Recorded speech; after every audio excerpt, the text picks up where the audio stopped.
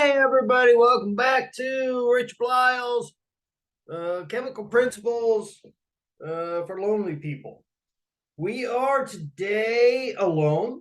It turns out even my friend who is normally here is not going to be able to make it today. Get back to this, but that's okay. When we started this disaster, I promised you all that I was going to teach my full chemistry class. I promised you that I was going to teach everything I would normally teach in this class. This is not the full general chemistry class. This would be a one semester basic principles class, and we've done that. And I also promised that I would teach it the way that I normally teach it. It's not quite true because I haven't assigned homework. We haven't been having quizzes or exams. But in my normal chemistry class, I would always put usually 1 or 2 days in the syllabus for special topics. These are my overflow days. If we had to cancel class one day due to illness, which we probably should have a couple of weeks ago, because I was really dragging, man. I'm telling you. But if we had to cancel for illness, or if we had inclement weather, or if I just fell behind in the syllabus, that gave us an extra couple of days buffer. Now, of course, teaching at a university, you don't have the option of just saying, we're going to cancel those days. I mean, I never had that authority, so you had to teach. It's actually a federal regulation. So I did teach. It just was, application kind of stuff. But we have those built in. Next week, we have 2 days for special topics. One of them is going to be kind of a continuation of nuclear chemistry: amuse your friends, annoy your enemies by building your very own fission, fusion, nuclear device. It's just kind of a fun application. We're going to talk a little more about nuclear policy and applied nuclear chemistry. Thursday, we're going to talk about the hydrogen bond and my research in it. Hopefully, we'll learn something new there that nobody else in the entire world knows except for you and me. That's it. But this today is the end of the material. This today is the end of what I intended to teach,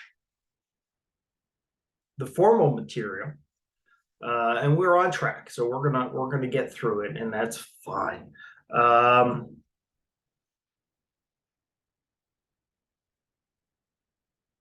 I have kept all of my notes, so if somebody wants my lecture notes, contact me directly. I'd be happy to email you a PDF file. They're not my notes. I don't teach off of notes. I don't make daily lesson plans or anything weird like that. Or I shouldn't say weird. I apologize to my teacher friends, but you've been doing this long enough, you don't really need lesson plans. You walk in kind of knowing where you left off and kind of knowing where you want to get to, and you don't know how you're going to get from point A to point B, but you do because you have the experience. So I don't use lesson plans because there's nobody to force me to do it. I tell you what we pay teachers, if I found a teaching gig somewhere, I still wouldn't do lesson plans because they don't pay me enough. I think it's time that teachers take back education, if you want to know the truth. There's too much crap going on from administration, and usually administrators don't know what the hell they're doing anyway. I know. I was an administrator. Anyway, so we're going to get through nuclear chemistry today, which is what we've been working on. We have several different things. I think that today we got through like the basic concepts, most of the basic concepts. The rest of them are pretty trivial. But I really wanted to sort of talk about carbon dating, which is a practical application, and hopefully nuclear power, how that works. Those are my two big goals today. They're both sort of applied nuclear power. Let's talk about carbon-13. Carbon-13 occurs naturally on the planet because of radioactive decay of larger elements. Are you surprised? You shouldn't be. It's one of the natural, just like last time we went through the natural decay of uranium and we got all the way up to mercury. Well, I mean, there are other radioisotopes that sort of fall apart. Carbon-13 is one of the products. Carbon-13 then is absorbed as carbon dioxide, actually, by plants who turn it into sugar. Those plants are eaten by animals like us. And it gets into our system. So we have sort of a natural supply of carbon-13. It's constantly incoming. Now, carbon-13, I have to look some things up here today because most of my library, I hate to say it, I've had to give up over the years. Breaks my heart. I used to have a fabulous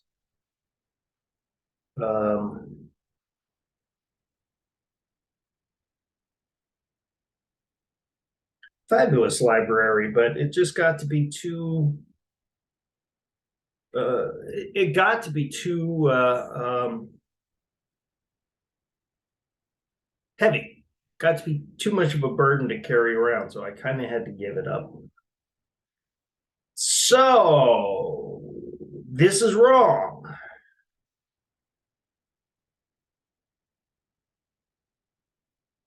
Oh, it's carbon-14, isn't it?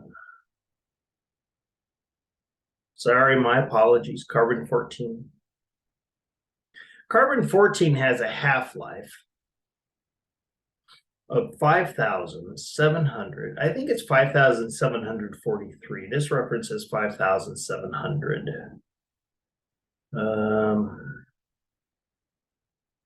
Let's see if I can find a better number than that. 5,730 years. 5,730 years. So we're going along, living our lives, happily munching our way through life. And as the carbon-14, it is carbon-14, I apologize for that. As the carbon-14 in our body basically irradiates away, the radioisotope falls apart, we're replenishing it with our diet. So on the one hand, it's decreasing, and on the other hand, it's increasing, and so we hit this sort of steady state where it doesn't change significantly over the course of our life. But what happens when we die? Because eventually we're going to die. And when we die, we're not intaking, we're not eating anymore, which means that we have no way of getting carbon-14 back into our body. It just doesn't work. So what happens? Well, we know what half-lives are. At our time of death, we're going to call that time 0 because that is 0 years after we die. The amount of carbon-14 in our body is the maximum it will be for the rest of time. 100% carbon-14. Okay.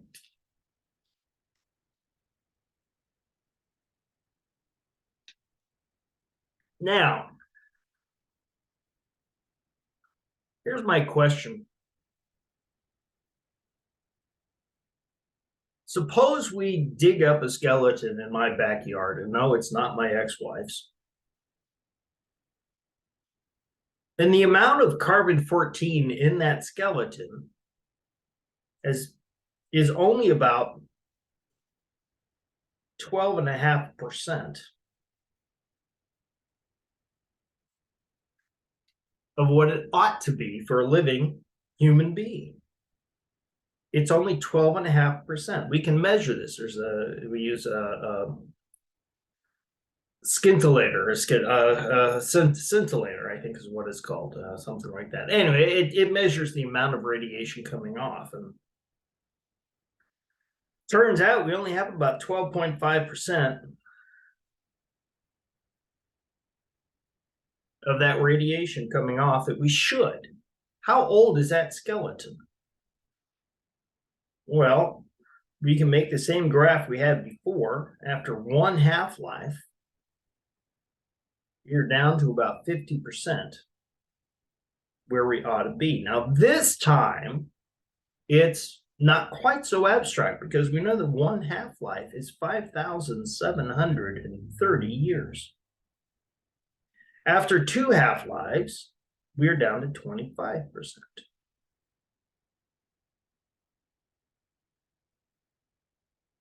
Well, two half-lives would be 11,460 years. So our first half-life would be here. Our second half-life would be here. And look at this. Well, that's a coincidence. After three half-lives, we're down to 12.5%. Well, three half-lives. So here's our curve.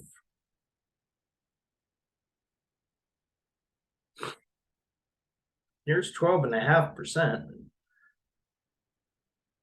Well, three half-lives, let's see here, will be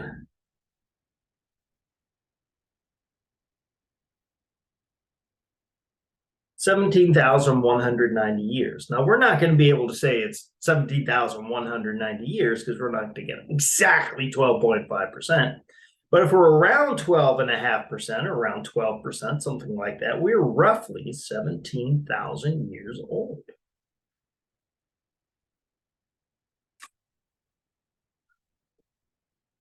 This is how half-life works. Now there is, let me see if I can find the equation. I'm not going to use it, but there is an actual equation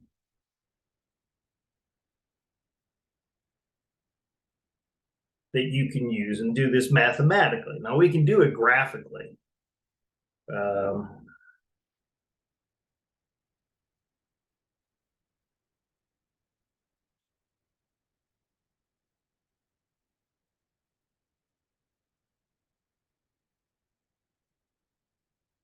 Yeah.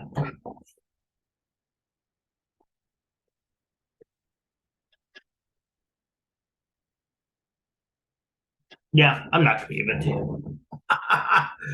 There is a half-life. There is an actual equation we can use to measure this mathematically. But graphically, you can always do this. If you end up with,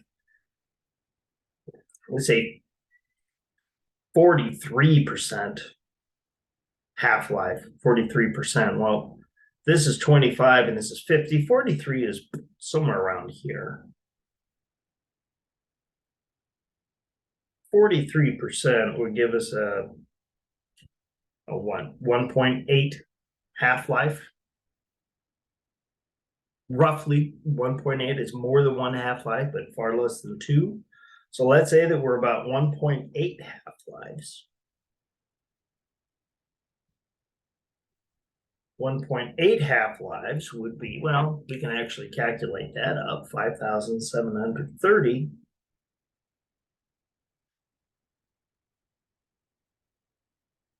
Oops, that's wrong. Or am I using my phone? I have a perfectly good calculator here.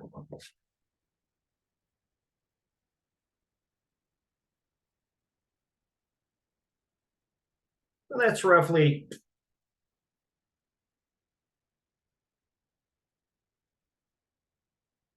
I don't think that's right. Always look at your numbers. When you do a calculation, always look at your numbers and see if it makes sense.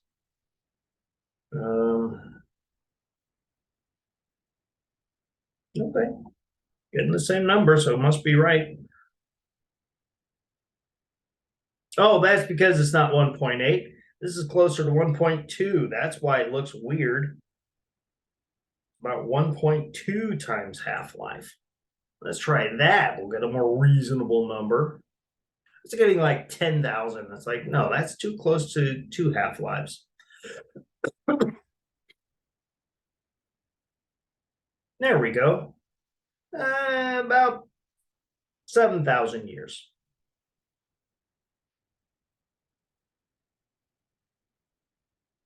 6,876 is what I'm getting, which is, yeah, since we're eyeballing it, I'd call that roughly 7,000 years. Now, in true carbon dating, there's a limit to how precisely we can measure the half-life, which is why you'll get a range. You'll never have someone say, this is exactly 16,480 years. They're not going to say that. What they'll say is it's roughly 7,000 years old. I have the hiccup, something terrible. I apologize.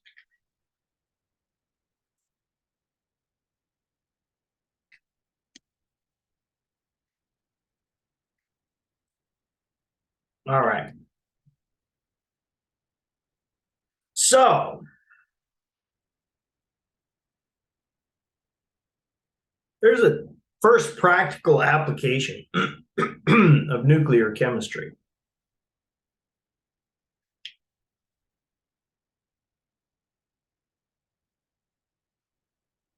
Let's talk about how electricity is made. In order to talk about how electricity is made, we first have to talk about critical mass.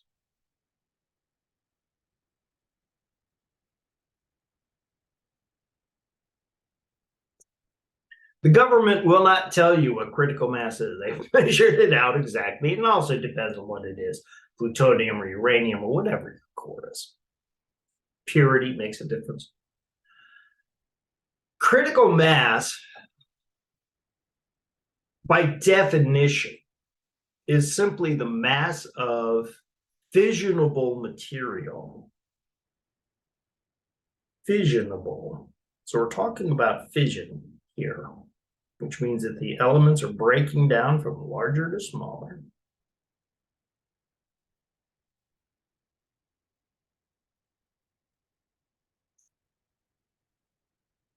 Critical mass is the mass where fissionable material will undergo a spontaneous, uncontrolled nuclear fission. Basically, that's what it is. On an atomic level, it's the mass where it goes boom. On an atomic level, here's what's really happening. You have a uranium or plutonium or whatever you're using atom, and we're going to bombard this with a neutron. When we bombard this with a neutron, this atom will split into two smaller atoms.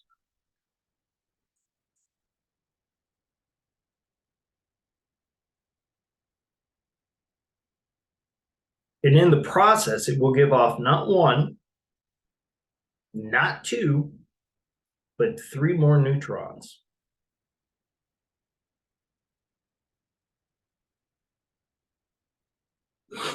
Okay, three new neutrons. Now, this must be God's sense of humor. Because it literally does. It gives off three neutrons, but those three neutrons, one of three things can happen to them, to the three neutrons. First of all, the neutron, if we're near the surface of the mass, of the critical mass of the material, the neutron can leave the material harmlessly. Disappears. Actually, doesn't disappear, it just leaves the mass. So that doesn't do anything. The second possibility is that it will hit something other than a fissionable atom. So it might hit maybe one of these byproducts here, or it might hit an impurity of some kind. It might hit mercury. You know, uranium decays down to mercury. So it might hit something that has already been pre-decayed, which stops it.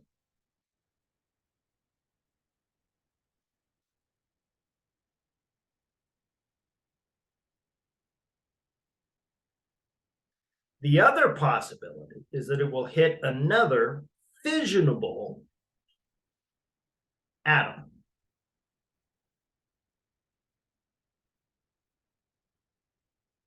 Nucleus. It's not just that it hits the atom, it's that it has to hit the nucleus. And as you recall, the nucleus is very small compared to the size of the atom. So the odds of this happening are pretty small. The odds of this happening are pretty small. But if it does hit another fissionable atom, we're going to get 3 more neutrons out of that new one. So the odds of hitting the atom is pretty small. But, and this is a big hairy but, the larger the material, so here's our 3 neutrons coming out, the larger the material, the more likely one of them, at least one of them, is going to hit that fissionable atom. That's why we have critical mass.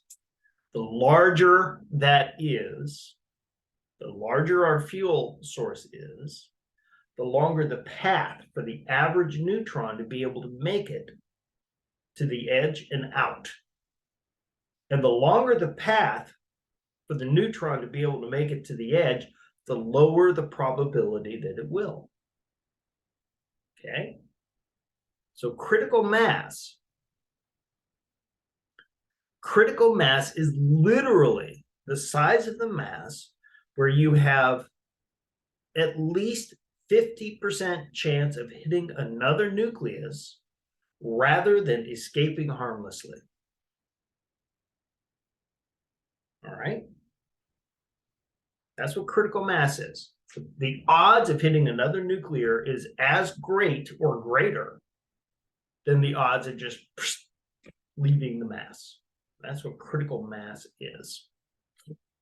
So how do we make a nuclear power plant? Now, these days, the big deal is they're trying to make a fusion power plant. There are special problems with making a fusion power plant because you have to isolate. You have to find a way to isolate the fuel because if it touches the edges of the plant's going to melt. But they're trying. They're doing what they can. Right now, nuclear power plants are all based on fusion reactors.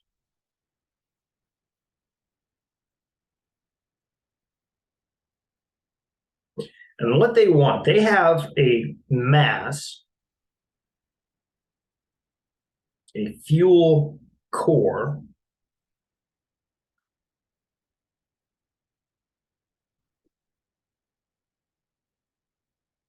that is critical mass. It's critical mass. I'm going to give myself a little more room to draw here. So it's very near critical mass. And what they want to do is get this nuclear reaction up to as close to the sustain to basically a nuclear reaction. We're going to try and get it as close to an uncontrolled nuclear reaction as possible without going over. Because if we go over, boom, we have a problem. So we said there were 3 ways, 3 things that can happen. Well, first of all, it can leave harmlessly. Well, we want a mass that is so large that we are at or beyond critical mass because we're trying to have a sustained critical reaction, which means we don't have to keep feeding it neutrons. It's just keeps feeding itself neutrons. So we want it very near that critical, actually at least at the critical mass or over.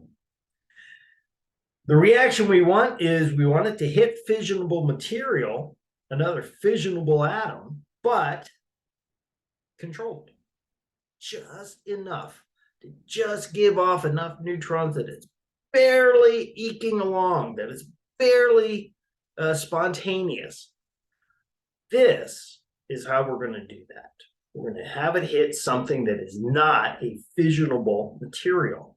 These are the control rods. And the control rods are variable. Some of them we can put in farther. Actually, all of them. We can put in either farther or bring them back. We can take these control rods and put them in or out as we like.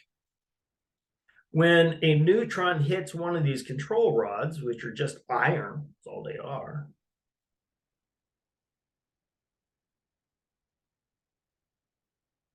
when it hits one of these control rods, it's absorbed. The neutron does not cause further propagation of the reaction. Got to talk about that. We have time today. We'll talk about that by the end. So here's a core. We are controlling it very carefully, which means it's very nearly, it's spontaneous, it's self-propagating, but we're controlling it so it does not go out of control with control rods that we're taking in. What do we do with all of this energy? Well, that energy is given off in the form of heat and a lot of radiation, but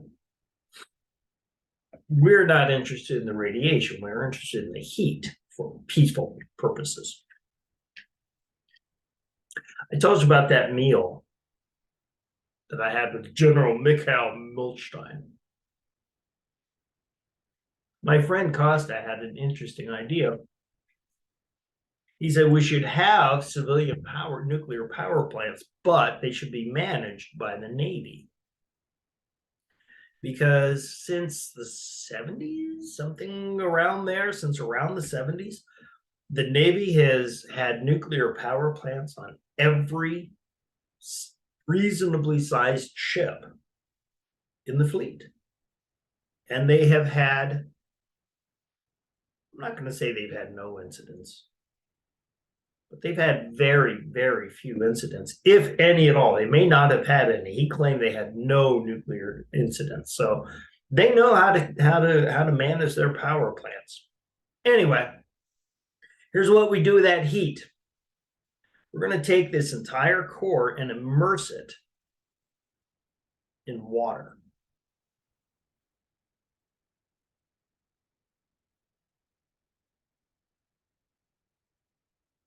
Yes, we are using the nuclear core to boil water. That's all it is boiling water. That's what it's doing, man. And it's creating what we call superheated steam, which is just very high temperature steam. So the water boils and it gives off very high temperature steam.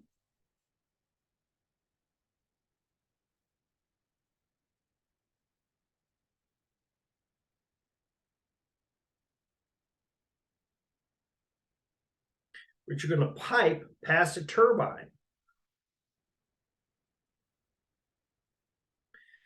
This is how electricity is made. If you have a fan at home, you could start your very own fan club.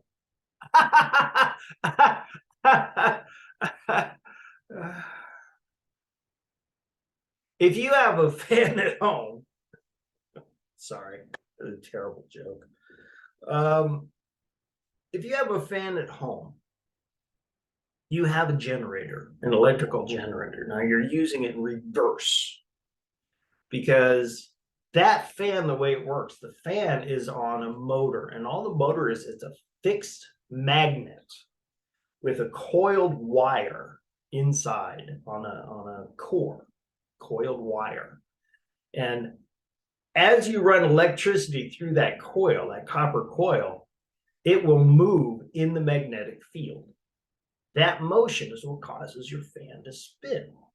That's all it is. Well, we can reverse that. We can reverse that. We can run the steam past a turbine.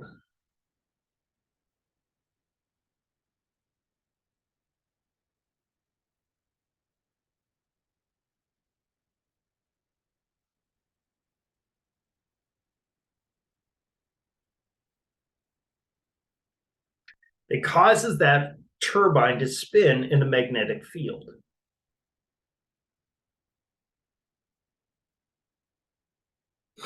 Now, this actually would still be inside, so this would be contained, but we're getting to the basic principle here. So basically, we have a series of turbines, which are just fans, basically. The steam goes past it. It moves that on its own.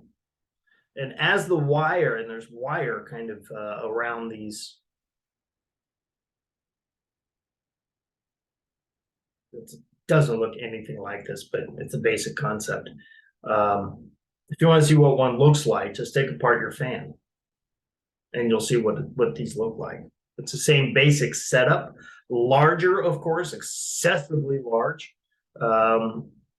They spin at 120 revolutions per second. That's why, no, 60 revolutions per second, which is why the electricity coming out of our house is 60 hertz. That's what that means, 60 times per second. What's happening is those metal wires are cutting that magnetic field 60 times a second. The size of the magnets and the size of the wires are what makes it 120 or 240 volts. Of course, it doesn't actually come out of the power plant at 120 volts at 60 hertz. It comes out with much more power than that, much higher than 240 volts. But then they have transformers. They're called step-down transformers that take the voltage that they come out of the power plants, which I don't know what it is, and they kind of reduce the voltage for the house. Anyway, this steam then continues on after the turbines.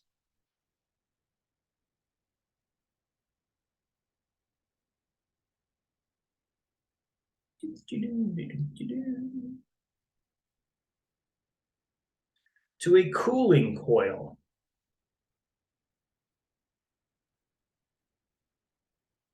So, with the turbine actually inside this system, this becomes a closed system. The excess heat is lost in the cooling coil. Where do you cool nuclear power? Well, in the cooling tower.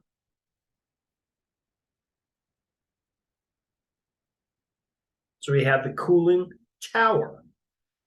The cooling tower brings in water from the lake. Has a little pump here. Brings in lake water.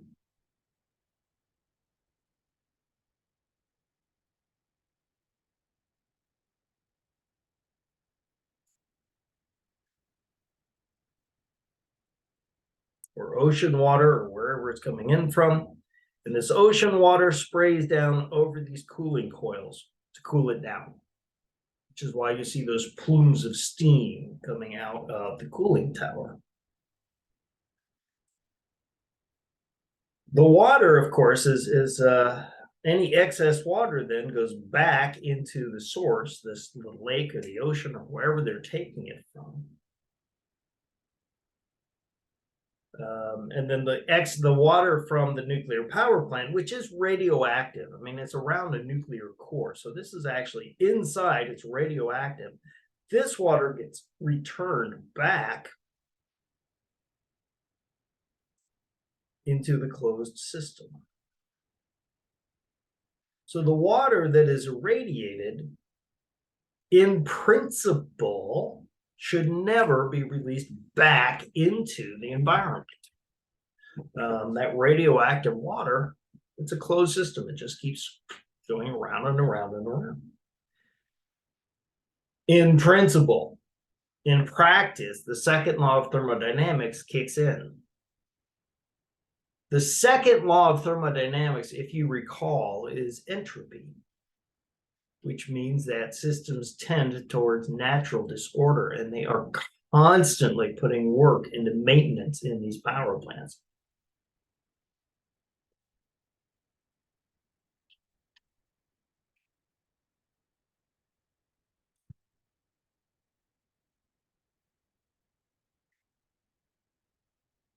They say that Chernobyl is the worst nuclear disaster of peaceful of a peaceful power plant. Although now people may be looking at the plant in Japan that the tsunami knocked out. That actually was a pretty bad disaster. These are not the only ones. Nuclear physicists would say that 3 Mile Island in 3 Mile, New York City, there was a nuclear power plant in 3 Mile Island that it went up. Now it didn't go up as dramatically as Chernobyl. Chernobyl had a huge carbon disk on top of it to protect the environment. So, stop radiation and whatnot. And we're talking hundreds of tons of carbon. And when Chernobyl went up, it gave off enough heat that carbon disk caught on fire and it burned. I think it may still be burning today. It burned for decades. Terrible disaster. Threw up radioactive waste. The entire region was, you couldn't even tour it. Recently, they've been starting to before Russia invaded the Ukraine, they just started taking tourists into the area with lots of protective devices. They had badges, they had leather aprons and whatnot. They could only be in there about 10 minutes, or maybe an hour. In New York City, they downplayed the whole thing. But I remember when New York City went up, it was in the 80s, maybe 70s, 80s, I believe, because I was aware of it and tracking it. And what was happening was radioactive steam was releasing. And if there's radioactive steam, that means that somewhere there is a leak in this closed system. And there are nuclear physicists who claim that 3 Mile Island was a worse nuclear disaster than Chernobyl. But again, I mean, the big problem with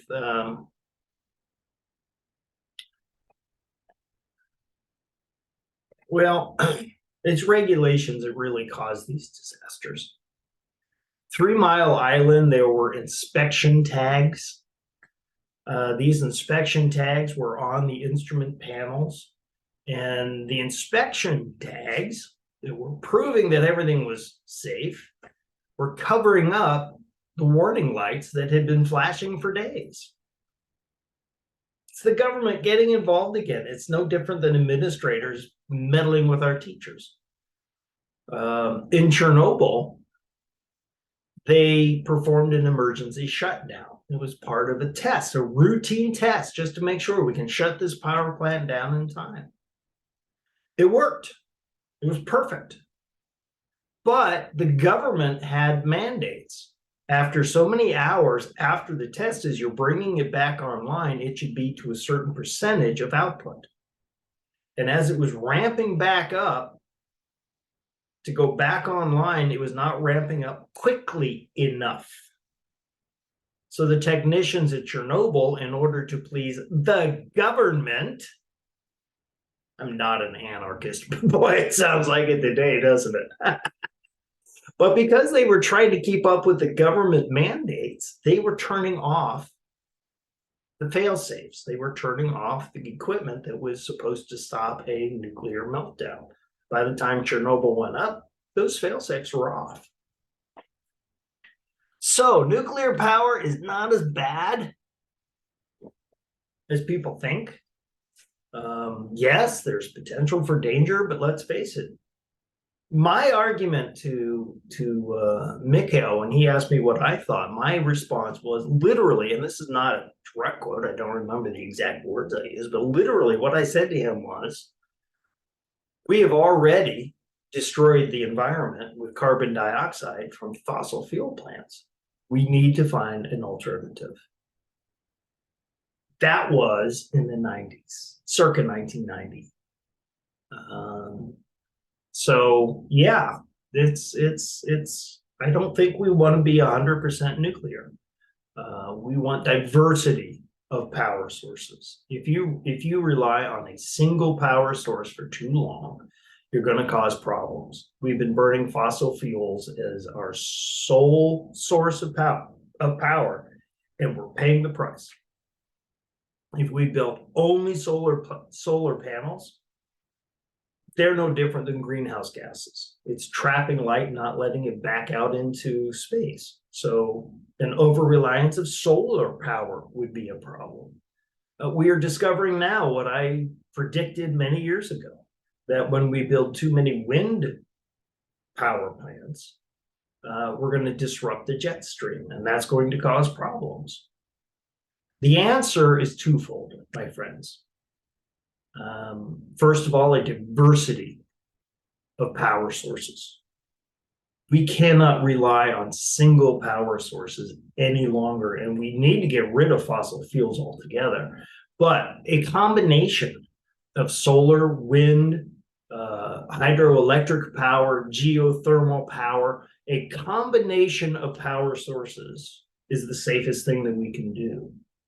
The second thing that we need is better conservation. We need to understand that even with all of these sources, we have limited resources on this planet.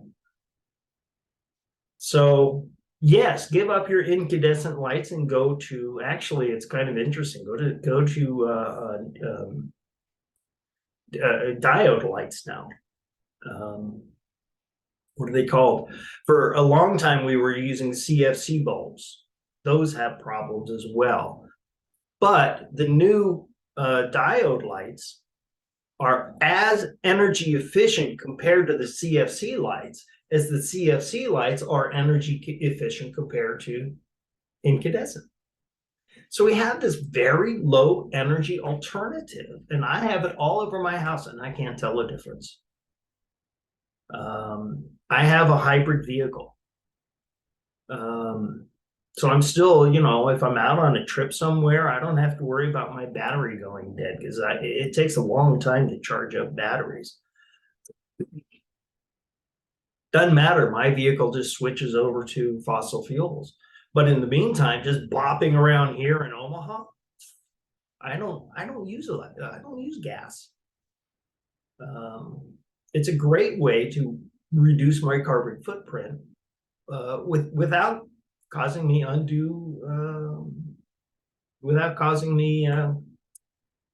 any kind of inconvenience. It's wonderful. I mean, my electric bill is a little bit higher. A lot of people think, oh, it's free. No, it's not.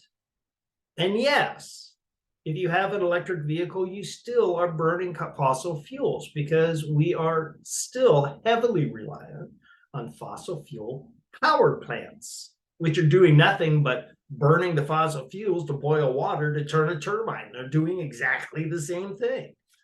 But until we have a cleaner power grid, every time you plug your vehicle into the power grid like I'm doing, I'm still burning fossil fuels, only instead of burning it in my vehicle, it's being burned over there in the power plant. Nebraska is rated one of the top 5 states in both power and solar, and one of the bottom 5 states in utilizing clean energy. Shouldn't be. We need to turn to our politicians and force them. Start voting for clean energy. There's no reason for that. I'm going to take a quick pause. I'm going to come back. We're going to talk about Einstein. When I return, I will be back in 5. So where does all of this energy come from in nuclear power? Well, it's kind of an interesting thing, if you want to know the truth. Albert Einstein gave us a very famous equation. It seems like nearly everybody knows. I am not sure how many people truly understand it.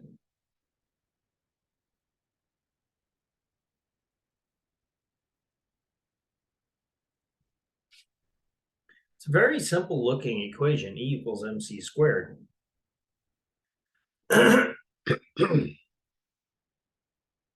But the ramifications of this are much deeper than most people realize. First of all, this little equation right here proves that the law of conservation of matter is wrong. Remember, the law of conservation of matter, matter can neither be created nor destroyed, but it can change form. It also proves that the law of conservation of energy is wrong, because remember that law, energy cannot be created or destroyed, but it can change form. Well, look here. This equation is telling us that energy and mass are interrelated. Where did mass come from in the Big Bang? There was no mass in the Big Bang, assuming the Big Bang is correct, which I believe it is, or at least hinting towards the right answer. Mass was created by the energy in the Big Bang. So the correct law is not two independent laws. It's not the law of conservation of mass. It's not the law of conservation of energy. The correct law should be the law of conservation of mass and energy. Take the sum total of mass and energy in the universe. That is constant. That cannot change.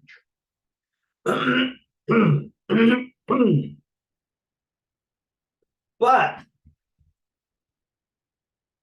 let's look at, while I grab my periodic chart real quick.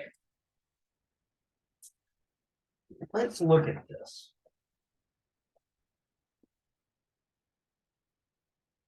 I don't know if I'm going to do this calculation or not, but I'm going to show you how to do it. If you look at the mass of a proton,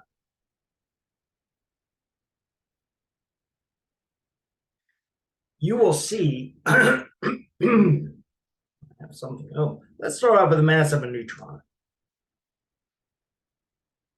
because I happen to have it up on my phone.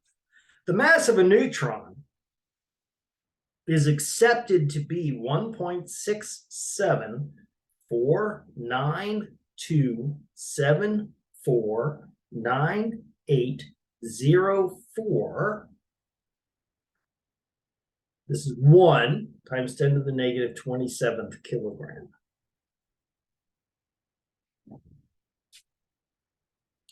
The mass of a proton is very close. It's not quite exactly the same, but it's very close. It's 1.672. So it is the same up to the fourth significant figure. 262,192 times 10 to the 27th kilogram. Now, we take these masses,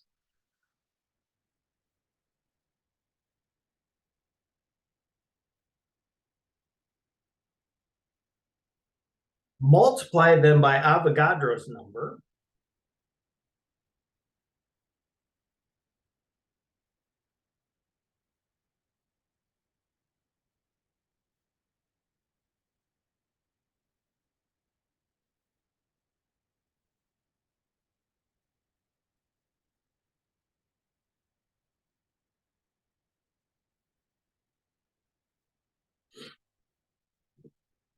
divide by 1,000, divide by 1,000, converted from kilograms to grams, and it is, the mass of a neutron is 1.008 grams per mole. Oops. Times 10 to the negative 6th.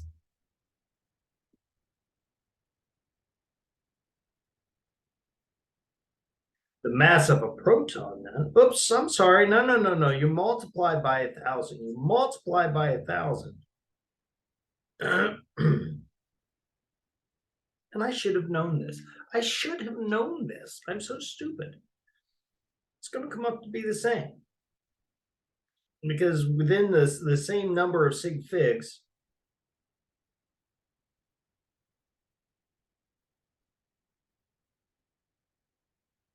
within 4 sig figs, it'll be exactly the same. And I should have known this because what's a hydrogen? A hydrogen is basically one proton. So anyway, nope, that's wrong. I'm wrong.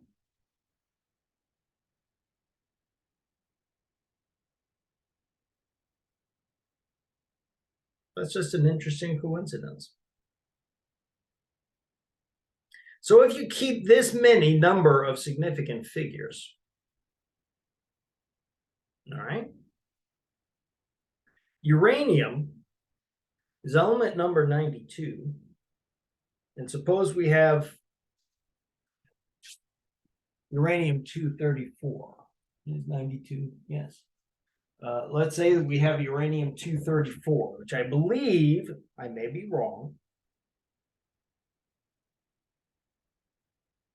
I may be wrong. But uranium-234, I think, is fissionable uranium, if I'm correct. But again, I'm not actually going to do this calculation here because I don't have the sig figs. I don't have the precision that I need. There's a handbook that chemists use called the CRC Handbook of Chemistry and Physics. And they have all of this information to this many number of sig figs, the atomic weight of uranium and all of the other elements. I don't have access to that. Not at the moment. That's one of the books that I lost, honestly, when I had to give up my library, which is kind of a heartbreaking thing. Anyway, we know we have 92 protons. So if we take this and multiply by 92, and I'm not going to bother doing it because we don't have enough significant figures here to do what I want to do, but you get the idea. Then we take, let's see here, we have, this is the atomic mass number, which remember is the number of protons plus the number of neutrons. This is not the number of neutrons. What we have here is 142 neutrons, right? Yes, 142 neutrons. We multiply this by 142. And we're going to get a number here. We're going to get a number here. You add them up. And this should give us the atomic mass of uranium. You will discover that it does not. It is very, very close. The uranium mass, the atomic mass of uranium, and again, I need the CRC to get exactly what it is. I don't have it exactly. What you'll discover, this obviously will be close to 234 grams per mole, but you'll see there's a difference. There's a missing mass. This mass will be smaller than the sum total of the protons and neutrons. It will be smaller. What happened to that missing mass? That missing mass is here. Einstein's equation tells us the energy holding together that nucleus. It tells us that force is so strong, that nuclear force is so strong that it actually absorbs some of the mass. It actually absorbs some of that weight. That's how strong it is. How much energy? E equals mc squared. Do this calculation and you can calculate the exact amount of energy contained within that nucleus. Now, you take the uranium. So with this difference,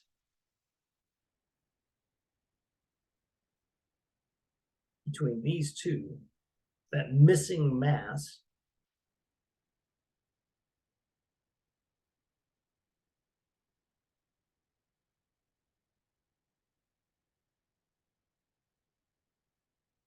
convert it into energy from E equals mc squared,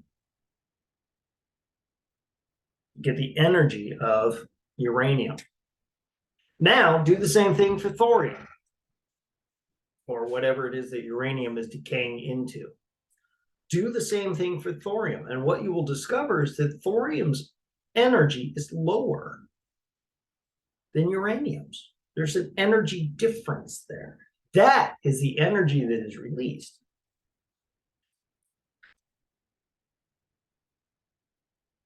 That is the energy that is released when we undergo fission. Okay?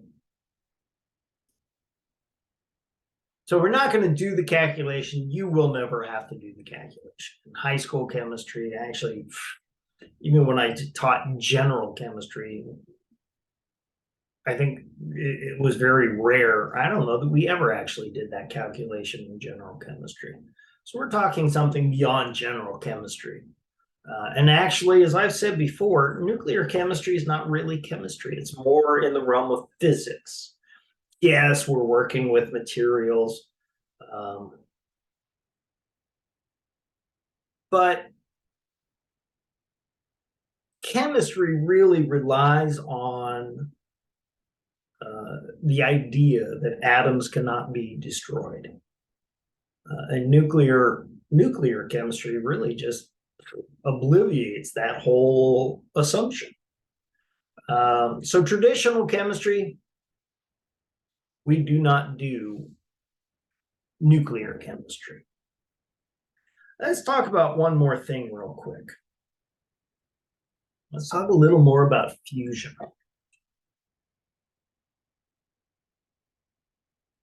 Suppose we want the reaction that's happening in the sun. Now, you can do this with lithium if you prefer. In fact, I think a lot of times fission bombs, which we're going to talk about that Tuesday. I think they use lithium as opposed to hydrogen. It's called the hydrogen bomb, but anyway, take that for what it is. Suppose we have two hydrogens. Now, a hydrogen is just like any other atom. It has a nucleus surrounded by electrons. The nucleus, I don't know exactly which isotope they use. It has to be at least deuterium. But these two atoms are surrounded by electrons.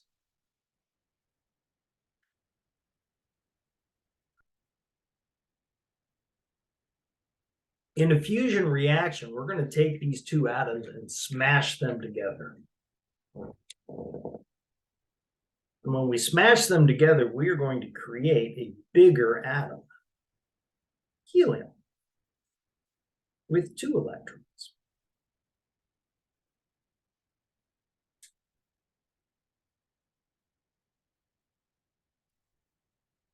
But remember, electrons are negatively charged. All electrons are negatively charged. I don't care if you talk about hydrogen or helium or deuterium or free-floating electrons. They're all negatively charged. So what has to happen to smash these two hydrogens together?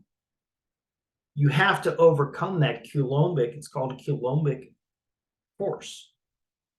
You have to push past the fact that they are repelling each other. When I was a kid, my mother gave me a magnet, a few magnets to play with. And magnets, they have poles. They have North Pole, they have South Pole. And in order to put magnets together, they have to be opposite poles. I bought back when I had my own business, Bio Laboratories, I bought promotional flashlights. They were shake lights. Basically, they had a little piece of neodymium in there, and actually it was opaque, so you could kind of see it. And in order to charge it up, you would just shake it. Boy, did that look wrong. As you shake it, and you can actually see the copper coil inside the magnet. So you're shaking that neodymium magnet back and forth across that copper coil. And like I say, you move a magnetic field across a coil, metal coil, you generate electricity, and that is how you charge the battery. It's actually the same thing my phone does, believe it or not, because my phone sits on one of those inductive chargers. And what's happening in that inductive charger, I don't know which is which. I assume that the magnet is in the charger itself, but one has a magnet that's spinning, the other has a metal coil. That magnetic flux is generating the electricity in the metal coil. Actually, the metal coil has to be in the phone because that is what is charging up the battery. It's the exact same thing. Very simple concept, incredibly simple concept.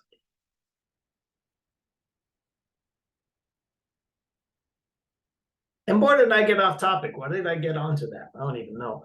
But anyway, I got a whole slew of these and I was putting them in a cabinet.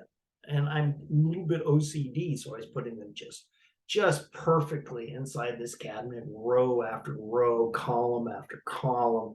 And it was building up, and I was getting near the end, and I had just the right height for that bottom shelf for all of my flashlights. Well, now all of a sudden, one of them popped out,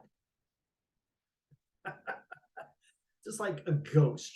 Oh, that one didn't belong there. What happened? Well, all of the poles were facing the same way. It was on the North Pole. So they were repelled, and one of them got enough force to just leave the mass. It was very interesting. Anyway, when I was a kid, I took these two, and instead of putting them in opposite poles, I put them in the same pole.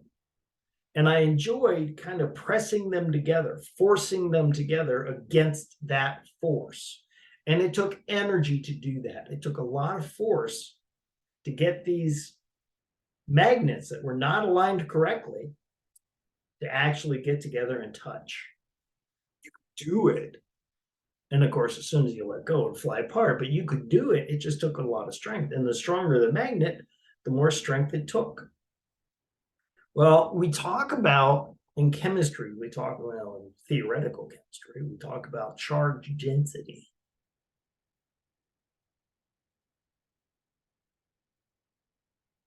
How much electrical charge is there caused by these electrons? And because hydrogen is so very, very, very small, it's the smallest atom on the periodic chart. So those electrons have a huge charge density. So you have to overcome the charge barrier between the two electrons. You also have to overcome the charge barrier between the two positively charged nuclei. So you have to overcome all of these same charges, the positive and positive of the nucleus, the negative and the negative of the electrons. You have to overcome all of that. That takes tremendous energy, an enormous amount of energy. In the sun, and this is why we're having problems doing this. Now, we talk about the three states of matter: solid, liquid, gas. Turns out there are more. The glassy state is considered its own state of matter, for example. And plasma. Plasma is a state of matter. Now, I know you're thinking plasma like from blood. Yes, okay, that's called plasma too. I don't know which one came first, but the other one ought to be ashamed of themselves. Plasma is what you get in flame. It's what happens when atoms become so hot that they can't even hold on to their own electrons anymore. The atoms themselves are falling apart. That's plasma.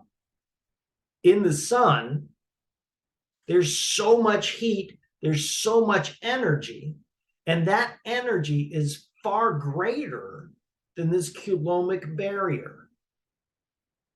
The heat of the sun is what forces those atoms to come together to form helium. Once they do, and this is no different than in kinetics when we talked about the energy barrier, the activation energy. You have an activation energy that can force atoms together. When you force those atoms together, of course, they form helium, energy is going to be released. Here we're going to discover that the larger atom has more nuclear energy than the smaller one. So that energy is released, much more energy than you get in fusion. That's the energy that keeps the heat of the sun up. Okay? Once those two atoms come together to form a helium, that excess energy is released. That provides the heat that allows the reaction to continue to propagate. It's a self-sustaining reaction until it runs out of hydrogen. This is why it is so hard to create nuclear fusion here on Earth, because you have to have an energy, you have to have it high enough temperature that will force those atoms to fall apart so you can overcome that Coulombic barrier. Very hard to do. In fact, once you create the plasma, if you think about it, you have a nucleus, you have an electron. Plasma means the electron is off on its own. It's out partying, man. It doesn't want to be near the nucleus. And now you have these free floating nuclei. Those are charged. How do you keep a nucleus away from the edge of a container? Magnetic fields. So those experimental fusion power plants are using magnetic fields to try to isolate all of the charged particles inside that fusion reactor. In principle, very trivial, simple to do. Practice, good luck. Again, that's something you and I, we could never do it. This wraps up general chemistry. You now know everything that I know. I don't know anything else. You're just as smart as I am. Congratulations, unless you're Jewish, in which case, l'chaim. And I love saying l'chaim. I don't know if I'm saying it correctly, and I hope it's not rude to say that. But I just love l'chaim. It's a wonderful word. So l'chaim, congratulations. Or if you're from Scotland, Ireland. If you're from Scotland, cheers. You're as smart as I am. We're not quite done. We're going to have 2 more lectures in this series that we're going to do next week. We're going to let up a little bit early today, about 5 minutes early, but if you want to complain, I'll be happy to give you a full refund. I hope you found this helpful. Like I say, I don't expect anyone to be taking this course. You're not going to get college credit for it. If you take chemistry in college now, hopefully this will prepare you for it. A lot of the terms and concepts are going to be familiar to you. It will help if you take a college level chemistry course, or even if you take a high school level chemistry course. It will help. Just in familiarity. But again, I was kind of hoping that this would be useful to parents who are helping their kids with homework. I've always felt that education should not just rest on the shoulders of teachers. Education is something that should be a family affair. Parents should be involved with kids who are in school. Some of my favorite friends are taking college classes even today with families. And I think it sets such a cool precedent to be able to sit down with your child and do homework with them, to set that standard, to let them see you practice what you preach. I think that's wonderful. But even if you don't, when your kids take chemistry, hopefully it'll look a little familiar to you. I hope you're feeling a little more comfortable, a little more confident. And I know that you get into the kind of grit of chemistry and your mind kind of wanders. That's human nature. When we start talking about electrochemistry and things like that, my students, their minds always wander, and they have a hard time kind of keeping interest. And when you have a hard time keeping interest, you have a hard time keeping up. Hopefully, though, now you know these lectures are here. I made them available publicly. They are all available. So, and I put keywords in there. So when you are looking for something specific, you can go back to just that lecture And maybe it'll make a little sense to you. And I really hope it does. In the meantime, I'm going to wrap up this. I will see you again when we start talking about special topics. But until then, I am out of here.